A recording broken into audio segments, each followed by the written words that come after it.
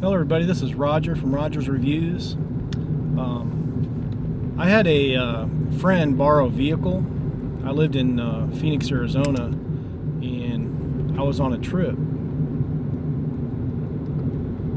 I went back to visit my family. Went on personal vacation. I was gone for like 2 weeks, and my roommate at the time had access to my pickup truck. I had a little Ford Ranger, and he knew somebody that painted vehicles, so he said, hey, if you leave your keys, let me use your truck.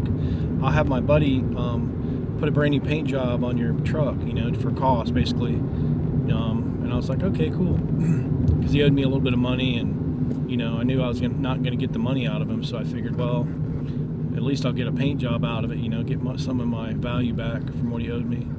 So I was gone for about 2 weeks, and came back and my truck was gone.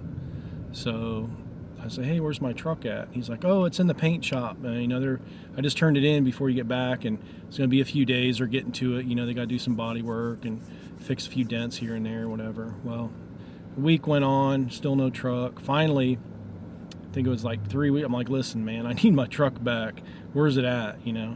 Well, come to find out, he had it towed.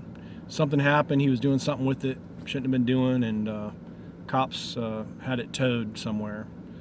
So I found out where it was, and of course they wouldn't answer the phone. They said they were only open certain hours, and finally the owner, I was trying to talk to the owner because it was like an hour drive or 2-hour drive to get to the truck. I didn't want to have to go down there and then they'd be closed or not be able to locate my truck.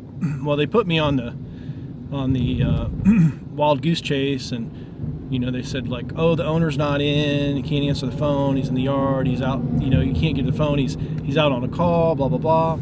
So they kept putting me off until finally I just drove down there, and I found the location. It was in a small town outside of Phoenix, and it was close to the border, and so basically the whole town was in on it. I guess they get a lot of cars that are repossessed or towed or whatever, and I finally got a hold of a guy, and he said that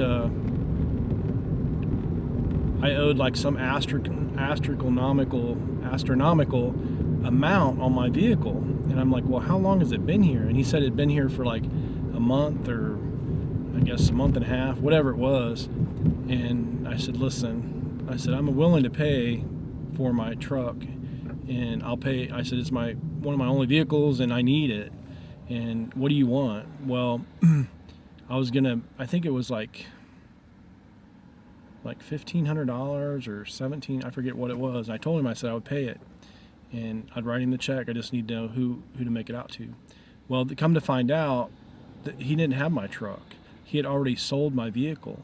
See, what they do is they apply for an abandoned vehicle title, and then they basically steal your vehicle. They tow your truck, and then they put you off, and they don't accept phone calls. They don't do anything, because as soon as they get the vehicle and they apply for an abandoned vehicle title, they can sell your vehicle. So if you're out of town or you're on vacation, or they can stall you in enough time, you could have a brand new Corvette, brand new super expensive exotic car, whatever it is, and if you're out of town or you're not able to come and get it, or if they can put you off for long enough, they can basically get a title and sell your car.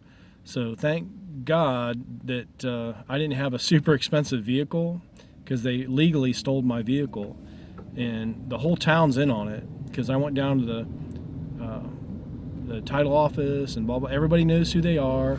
They process things very quickly. They get things through there, because basically that's their business in that small town, is towing vehicles, confiscating them, turning in abandoned vehicle titles, processing it, and selling your vehicle. So anyway, if you're on vacation, I don't care what kind of car you have, make sure do not loan your vehicle to anybody, because if they have it towed, especially down in Phoenix or close to the border area, that's their business, is stealing vehicles. And basically not returning calls and making you wait.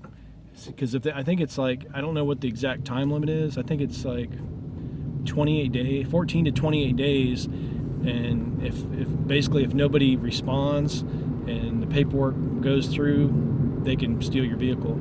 Anyway, if you like this video, please crush the like button, share and subscribe, and I'll bring you more crazy stories about people stealing your vehicles legally.